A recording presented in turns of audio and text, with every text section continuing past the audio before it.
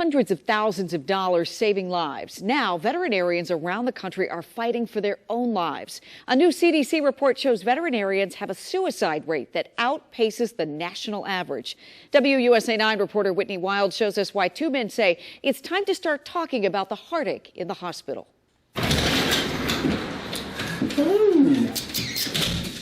Pig, you want an Oreo? I cried there in the living room.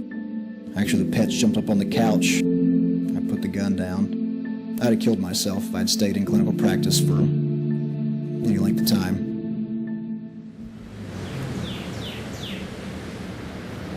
I'd had every kind of pet you can imagine as a kid. Pet skunk and ducks and snakes and flying squirrel. In his teenage years, Dr. Will McCauley hoped to turn a connection with animals into a career. And knew that I wanted to be a vet, so I went to Texas A&M and majored in animal science. He planned to run his own practice until life and death in the clinic sent him sliding into depression.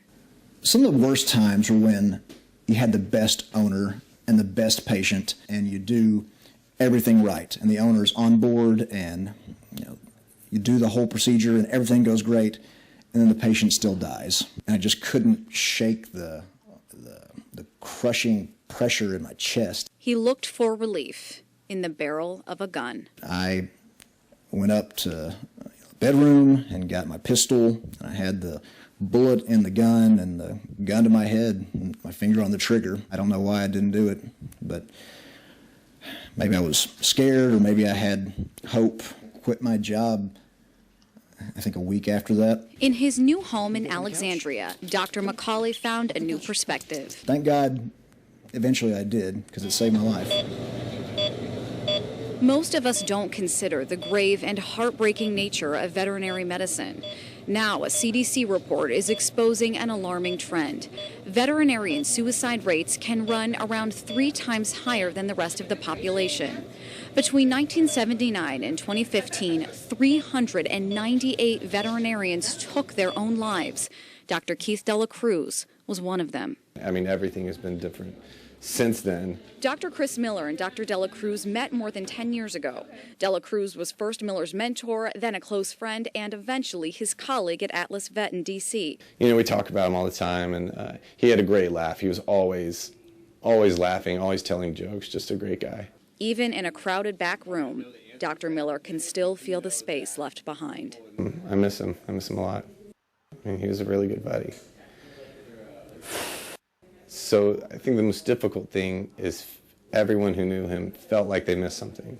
We felt like if we could go back, we could change things. Dr. De La Cruz's family insists his work was his joy and not the reason for his death. Who checked her in today?